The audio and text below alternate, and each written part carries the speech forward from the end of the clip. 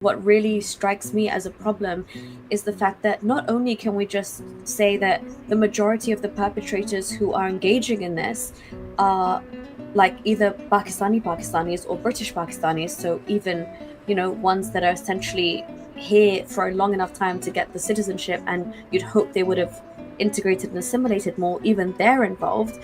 But the majority of the perpetrators actually come from even like a similar area in Pakistan called Mirpur.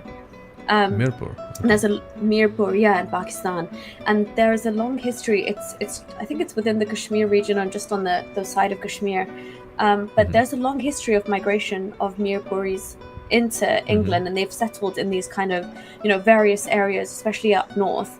And what they've done there is really kind of they it's almost like I hate to use the word ghetto in that sense, but it's very much like you will only find a massive conglomeration of Mirpuri Pakistanis in that area. So you've had a lot of white flight, essentially, like the white people have moved out and just left them to it. So there's full-on areas like Bradford and Rochdale and a few others where it's literally considered like a mini Pakistani village type situation.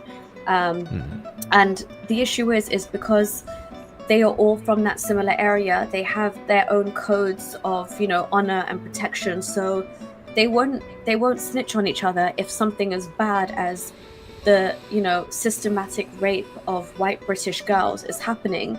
They still wouldn't tell on their neighbor's uncle or their cousin's dad, or whoever's perpetrating this.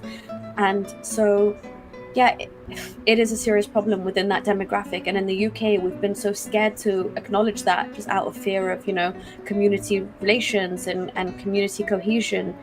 But it is definitely, there is something wrong with that cohort of Pakistani migrants who have come to the UK and settled here, who are engaging in this kind of behavior disproportionately. And we need to start saying that. We need statistics, and we need those statistics to be out there in the open for people to acknowledge this. And this isn't we're not tarring every British Pakistani with this brush. We're not saying not all Pakistanis, but where there's a problem, you've got to acknowledge it.